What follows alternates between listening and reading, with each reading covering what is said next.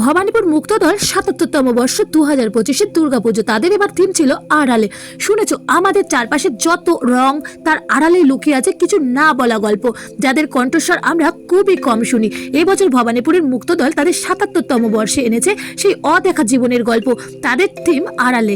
ইট, বাঁশ, কাঠ আর টিন দিয়ে গড়ে উঠেছে এমন এক মণ্ডপ যেখানে মুখোশের হাসি, গম্ভীরার তালে লোক সংস্কৃতি যেন ফিরে পেয়েছে নতুন প্রাণ। এই প্যান্ডেলে যেন চুপচাপ বলছে, সব সৌন্দর্য আলোয় নয়, কিছু সৌন্দর্য থাকে ছায়ায় আড়ালে, যেখানে লুকিয়ে থাকে জীবনের আসল রূপ, মানুষের আসল অনুভব। দুর্গাপুজো তো শেষ হয়ে গেছে, তাই যারা এই প্যান্ডেলটা দেখোনি তারা কিন্তু অবশ্যই দেখে নিও। হয়তো সেখানেই খুঁজে পাবে তোমার নিজের গল্পটা, নিজের প্রতিচ্ছবি। আর মনে রেখো, যারা আলোয় নয় তারা হারিয়ে যায় না, তারা থাকে নিঃশব্দে মানুষের হৃদয়ের গভীরে, আড়ালের মাটিতে শেকড় গেড়ে।